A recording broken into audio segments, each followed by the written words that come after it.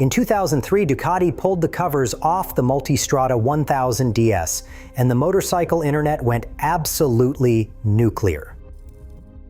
Forum members on the Ducati.ms forum started threads with titles like "It is ugly," "What can be done," and "The Ugly One."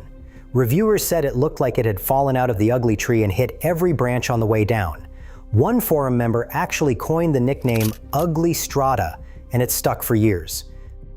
But here's the thing nobody saw coming.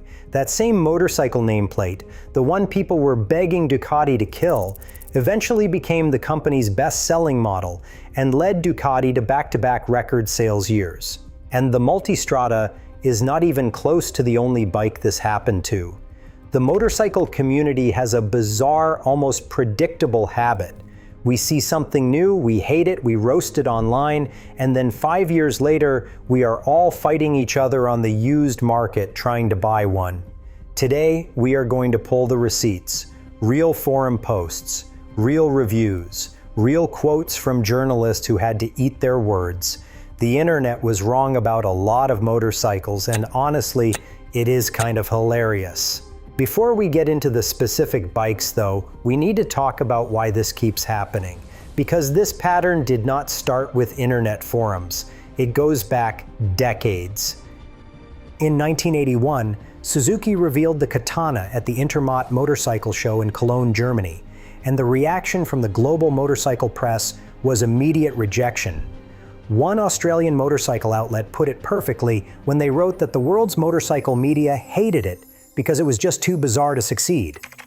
The Katana's radical bodywork, designed by Hans Muth's Target Design Studio in Germany, looked like nothing anyone had ever seen on a production motorcycle. The fuel tank flowed into the seat, the handlebars sat below the top triple clamp, the headlight fairing came to a sharp point.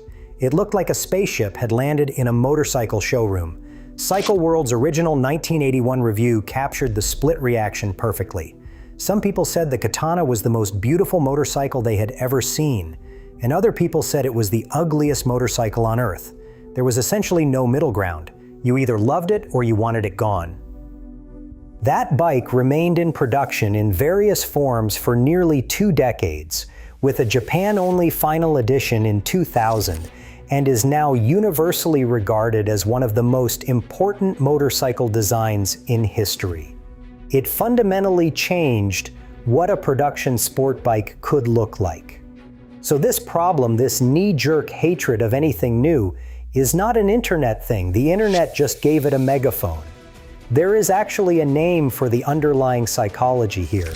Glyn Kerr of the Motorcycle Design Association identified a threshold that explains everything. If you deviate more than 10% from the accepted norm, there is only a certain level of newness a customer will accept. Motorcycles are uniquely personal products compared to almost anything else you can buy. You do not just sit in a motorcycle like you sit in a car, you wear it. You feel every curve and angle with your entire body. So when a manufacturer changes something fundamental about a bike's design, it does not just look different, it feels like a personal attack. They changed my bike. That emotional reaction gets typed into a forum post at 2 in the morning before anyone has actually thrown a leg over the thing and ridden it. So with that pattern in mind, let us start pulling receipts. We are going to start with the bike that might be the single greatest example of this phenomenon in motorcycle history. A bike that was literally named after how ugly everyone thought it was. In 1993, a designer named Miguel Galuzzi did something radical at Ducati's Bologna factory. He took a Ducati superbike, stripped off all the bodywork, and left basically nothing but a saddle, a fuel tank, an engine, 2 wheels, and handlebars. Management looked at the naked frame sitting in the workshop and thought it was so ugly they nicknamed it Il Monstro, the monster. The term naked bike did not even exist yet in 1993. There was no category to put this thing in. Ducati had built its entire reputation on fully fared superbikes like the legendary 916s. A stripped-down street bike with no fairing, no wind protection, and the engine just hanging out for everyone to see felt like a step backward. It felt like something you would find in a junkyard, not a Ducati showroom. But what happened next changed the entire trajectory of the company. The monster did not just sell, it was impossible to keep in stock. Dealer Ray Petty recalled that it was not a matter of selling them, it was getting the bike in the first place. Ducati could not build them fast enough. At its peak, the monster accounted for over half of Ducati's entire worldwide production. As Uglystrada later declared, "Forget the 916. The monster is the bike that made Ducati what it is today." Over 350,000 units sold across all generations. The monster provided the volume revenue that kept Ducati's factory running, while the 916 Superbike built the brand prestige that attracted outside investment. Together, those two bikes pulled Ducati back from the edge. And here is the beautiful bookend to that story. In 2021, Ducati released a new monster and dropped its iconic trellis frame for an aluminum monocoque. The purest reaction was immediate. "Oh Ducati, what have you done? How can it be a monster without a trellis frame?" The same naked, exposed design that was considered ugly in 1993 had become so beloved by 2021 that changing it felt like sacrilege. Remember that. We are going to come back to this exact dynamic later. Now let us go back to the Multistrada, because Ducati apparently loves learning this lesson twice. Designer Pierre Terblanche gave the 2003 Multistrada a single Cyclops headlight that became the most mocked design element in Ducati history. On the Ducati.ms forum, members compared Terblanche to Chris Bangle, BMW's equally controversial car designer, with one person declaring he was responsible for uglifying almost the entire Ducati lineup. Another member on Ducati.ms offered what might be the most backhanded compliment in motorcycle forum history, calling the Multistrada that good girl who may not be stripper material, but she will make you a great wife. But the design was not even the biggest problem. In 2003, adventure bikes like the BMW R1150 GS and KTM 950. Adventure already existed, but the idea of a sporty Italian crossover that tried to blend supermoto, touring, and adventure into one package was completely uncharted territory. Nobody understood what the Multistrada was supposed to be. Was it an adventure bike, a sport tourer, a tall naked bike? It had a 17-inch front wheel that disqualified it from real off-road work and an air-cooled engine that could not match the GS on long hauls. It was trying to be four bikes in one, and the consensus on every forum was that it succeeded at being none of them. Sales were poor enough that Ducati started offering aggressive discounts just to clear inventory off dealer floors. So how did this commercial disappointment become Ducati's crown jewel? It happened in two stages. The 2010 Multistrada 1200 was the first real turning point. Ducati gave it electronic riding modes that actually let you switch between sport, touring, urban, and enduro characters. For the first time, the four bikes in one marketing pitch was not just talk, it actually worked. Riders who tried it discovered that the concept Pierre Terblanche had been mocked for was genuinely ahead of its time. But the real nuclear moment was the 2021 Multistrada 5.4.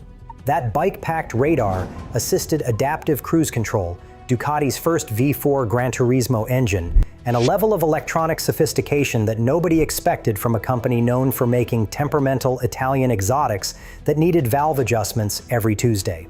The sales numbers are where the revenge story really lands.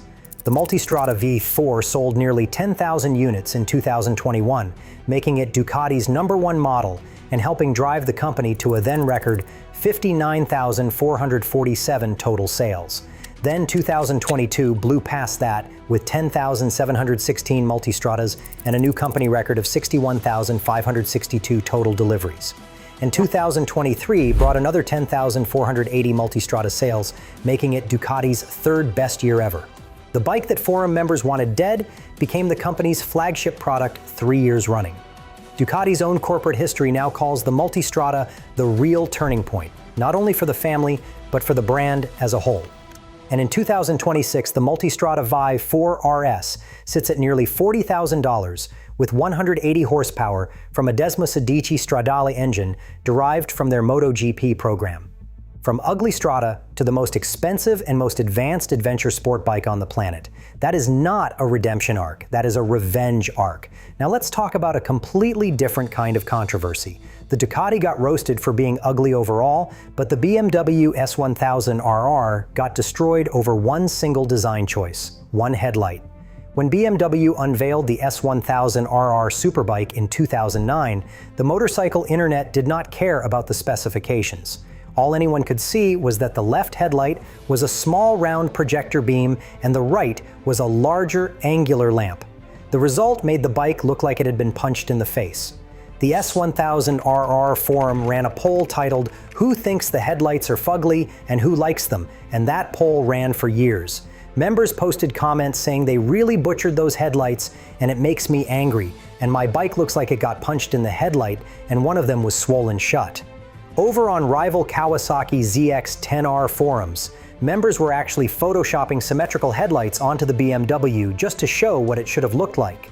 Even the side fairings were asymmetric, with different gill patterns on the left and right, which just made the whole situation worse. But the criticism ran way deeper than aesthetics. Before 2009, BMW was known for touring motorcycles and adventure bikes. Big, comfortable, sensible German machines. The idea that they could waltz into the superbike segment and compete with the Japanese Big Four and Ducati seemed borderline delusional. As Bimoto later noted, it is amazing to think that just 20 years earlier, BMW had nothing that could properly be called a high-performance sports bike. They were making R1200 GS adventure bikes and K1600 tourers, not track weapons. Then the spec sheet dropped, and every single criticism about BMW's credibility evaporated overnight. 193 brake horsepower. That made the S1000RR the most powerful production superbike in history at a time when the best Japanese inline fours could barely muster 160 horsepower at the rear wheel, according to MCN. It was also the first production superbike with a comprehensive electronics package, including traction control, ABS, and 4 distinct riding modes. BMW had essentially skipped an entire generation of development and landed in the future. But specs on paper are one thing, winning races is another. And that's what really silenced the headlight critics. Ayrton Battavini dominated the 2010 FYM Superstock 1000 Championship on the platform in its very first racing season. Then Michael Dunlop went and won 3 races at the 2014 Isle of Man TT on an S1000RR, breaking a 75-year gap between BMW victories at the most dangerous motorcycle race on Earth. That wasn't just a good result, that was a statement. And BMW eventually claimed the 2024 World Superbike Championship title outright, cementing their status as a genuine superbike manufacturer with the trophies to prove it.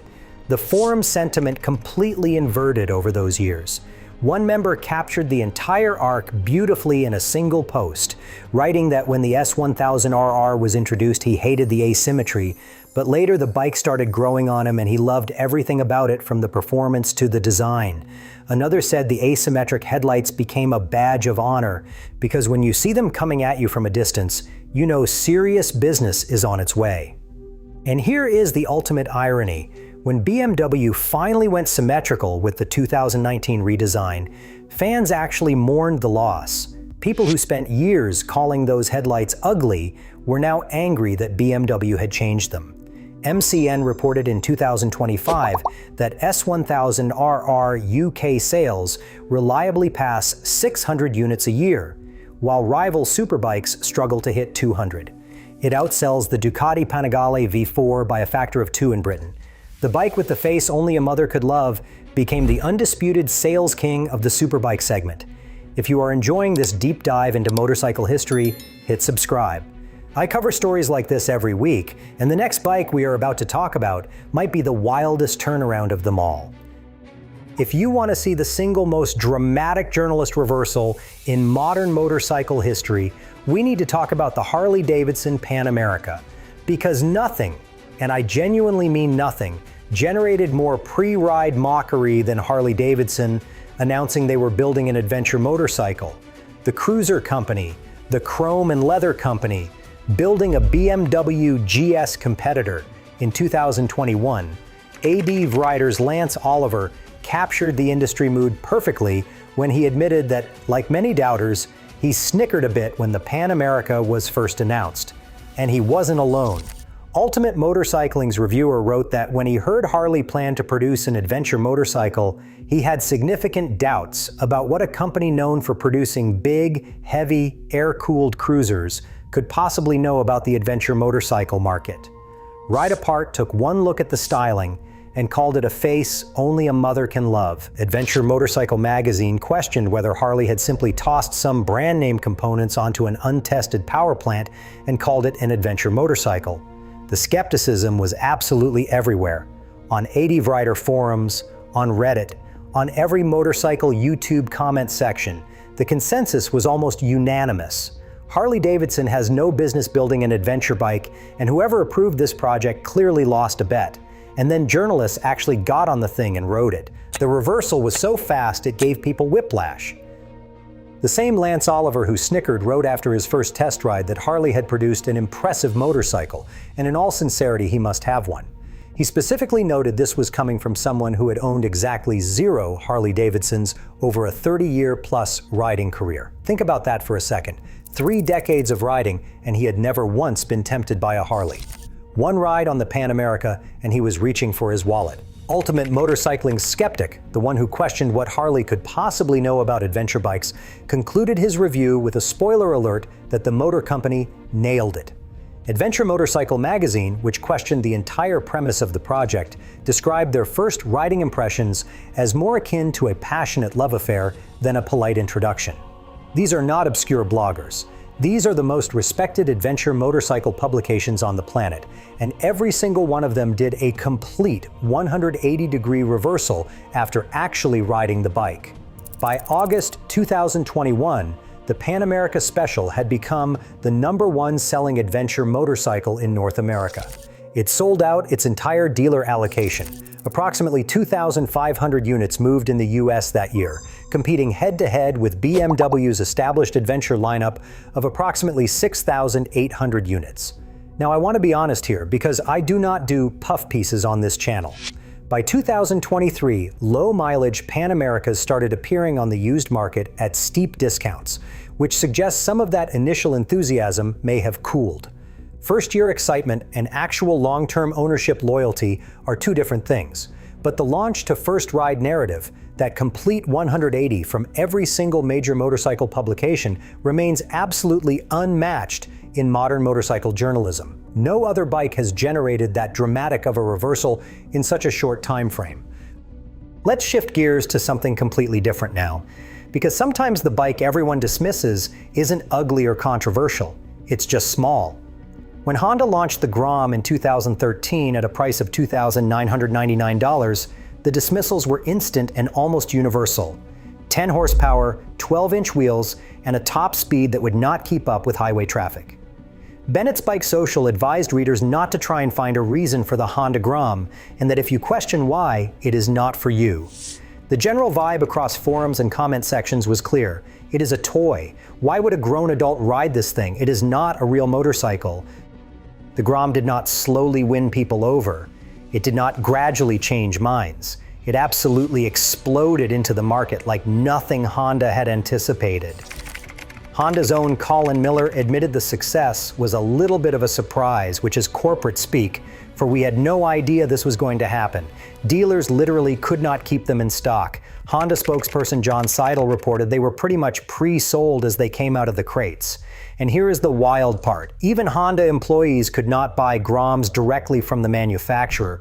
They had to go through dealers and compete with regular customers just like everyone else.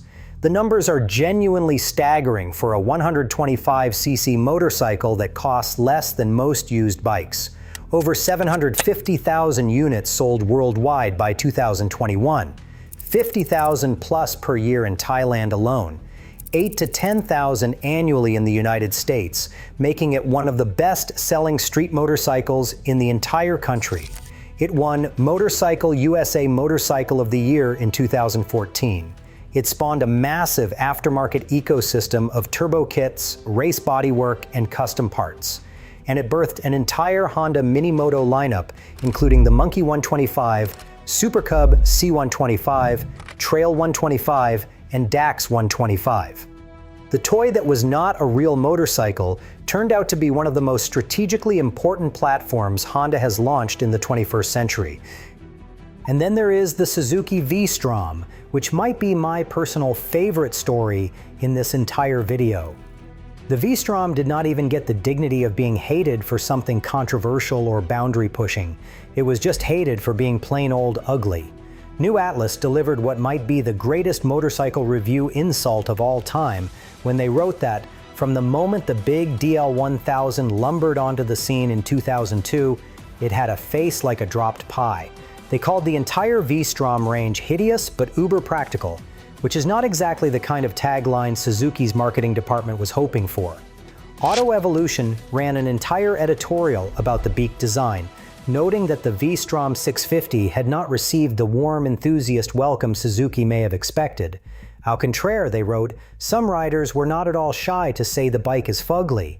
On StromTrooper, the dedicated V-Strom owner forum, threads with titles like, "The V-Strom is butt ugly," were just part of everyday conversation. Nobody even argued about it. The owners knew it was ugly, they just didn't care. Because the V-Strom had a secret weapon, aesthetics became irrelevant. It was nearly indestructible and absurdly affordable. The SV650-derived V-twin engine routinely hits 100,000 miles with nothing more than basic oil changes and chain maintenance. The price tag stayed under $10,000 year after year, while competitors kept creeping upward. One owner on StromTrooper captured the entire V-Strom ownership dynamic in a single post, a post I think about way too often. He wrote that he leads group rides, and his V-Strom is typically the least expensive motorcycle that shows up, sometimes by multiple tens of thousands of dollars. And everyone still follows the $4,600 Suzuki around. That is not just an ownership testimonial, that is a MIC drop. Top Speed ran a piece in 2025 titled, "Here's Why the V-Strom is the Budget Adventure Bike That Just Won't Die." Suzuki keeps selling it alongside the newer V-Strom 800DE because V-Strom 650 sales simply refuse to slow down. The ugly duckling that nobody wanted at the party became the longest-running, most reliable, best value adventure bike in the entire segment. The StromTrooper forum remains one of the most active single-model motorcycle communities on the internet, with owners who will proudly tell you their bike looks like a kitchen appliance, and they would not trade it for anything. Now, I think it would be dishonest to end this video pretending that every mocked motorcycle eventually proved the haters wrong. Sometimes the internet gets it right. And honestly, the cautionary tales are what make the success stories hit so much harder. The Yamaha Niken is the most fascinating counterexample. When it launched in 2018 with its three-wheel leaning front-end design, motorcycle forums and comment sections turned into a firing squad. One member on an FZ09 forum wrote that brain farts in engineering are one thing, but bringing it to production and seriously believing it will sell is another level entirely. On the Roadstar Clinic forum, someone wrote that they thought things like the Niken only happened in the back of dirty garages after too many beers. YouTube comment sections were even worse. But every single person who actually got on a Niken and rode it had their worldview rearranged. A self-described old-school skeptic from the review site ADVrider wrote after his first ride that he had every expectation the Niken would feel like some weird contraption made by scientists, and then he was blown away. First, by how it actually felt like a real motorcycle, and second, by how incredibly well it did motorcycle things. Bennett's put a long-term tester on one for months and concluded that the Niken wasn't just for unconfident riders, but for anyone who wanted to enjoy riding more on any surface in any conditions. But Yamaha discontinued the Niken in Japan in April 2024. The Niken Peeps fan site, which had been the home base for the Niken community, wrote the obituary, "It didn't sell, plain and simple." Despite being brilliant, despite the owner enthusiasm, people judged it without riding it. The internet was wrong about the riding experience, but right about the market demand. The Niken was too weird for most buyers, and too expensive for the curious ones. That distinction between critical acclaim and commercial success is important because it means the internet isn't always wrong. Sometimes a bike can be genuinely great and still fail because the market doesn't want it. And then there is the Harley-Davidson LiveWire, where the skeptics got vindicated in the most brutal way possible. Harley loyalists said from day one that it was a solution for a problem that did not exist, and not a single biker had asked for it. Auto Evolution compared it to AC/DC performing a ballad. At $29,799, it priced out the exact younger demographic that Harley was supposedly targeting. The results speak for themselves, and they are painful. In the first quarter of 2025, LiveWire sold just 33 units. Not 33,000, but 33 motorcycles. For all of 2024, the division sold 612 bikes while reporting $110 million in operating losses. That works out to roughly $180,000 in overhead for every single motorcycle sold. And in the first quarter of 2025, with just 33 units and $20 million in quarterly losses, the math gets even uglier. The SPAC investors who were supposed to fund the brand withdrew $368 million of their $400 million commitment rather than own LiveWire stock. People who actually rode the LiveWire said it was genuinely fun to ride. The motorcycle itself was not the problem. The price was the problem, along with range anxiety, the brand mismatch, and the complete lack of dealer enthusiasm. So where does all of this leave us? We have bikes that everyone hated that became legends. We have bikes that everyone hated that deserved it. And we have bikes that fell somewhere in between. Is there a single story that ties this entire pattern together? Actually, yes. And it involves the Triumph Speed Triple. In 1997, the Speed Triple launched with twin round bug-eye headlights that were immediately controversial on a naked sport bike. Nobody had ever put two round headlights side by side on a street fighter like that before, and plenty of riders thought it looked ridiculous. The debates on Triumph forums went on for years, but the bike sold. It sold really well, actually. An estimated 80,000 plus units across all generations were sold, fueled partly by a televised one-make race series featuring legends like Ron Haslam that gave the Speed Triple incredible visibility. Those weird bug eyes became part of the bike's identity. They were the Speed Triple. You could not picture one without them. Then in 2011, Triumph replaced the round bug-eye headlights with angular ones on the new generation model. The backlash was immediate and fierce. On Triumph's 675 forums, one owner wrote, "Dear Triumph, what were you thinking when you designed these new headlights? Why remove an iconic part of this bike, the bug-eye headlight? This is a British trademark." Owners started hunting for aftermarket kits to swap back to the original round headlights on their new bikes. Think about that for just a second. The feature that was controversial when it was introduced became so beloved over time that removing it was the truly controversial act. People were angry that Triumph changed the thing they used to hate. That is the entire thesis of this video in one story. The pattern is real, it is predictable, and it happens with almost every design decision that pushes boundaries. Every single time a manufacturer takes a risk, the internet grabs its pitchforks. The Katana was too radical in 1981. The Monster was too stripped in 1993. The Multistrada was too ugly in 2003. The S1000RR was too asymmetric in 2009. The Grom was too small in 2013. The Pan America was too Harley in 2021. The V-Strom was too plain for 2 solid decades. And almost every single time, the actual riding experience proved the keyboard warriors wrong. Not always. The Niken and the LiveWire remind us that sometimes the crowd does spot real problems. But look at the ratio. For every Niken that failed commercially despite being great, there are 5 Multistradas and Groms and S1000RR models that were wrongly condemned and went on to dominate. So here's my genuine question for you. The next time a manufacturer pulls the covers off something that makes you want to grab your phone and type an angry comment, are you going to stop for a second? Because the ODDS are pretty good, based on about 40 years of motorcycle history, that in 5 years you will be fighting someone on the used market for the same bike you said you would never ride. It's happened before, it's happening right now with bikes that launched this year, and it will happen again. Drop a comment and tell me which motorcycle you trashed online and later fell in love with. Or tell me which current bike you think everyone is wrong about. I genuinely want to know. And if you want more deep dives like this one, hit subscribe. I will see you in the next one.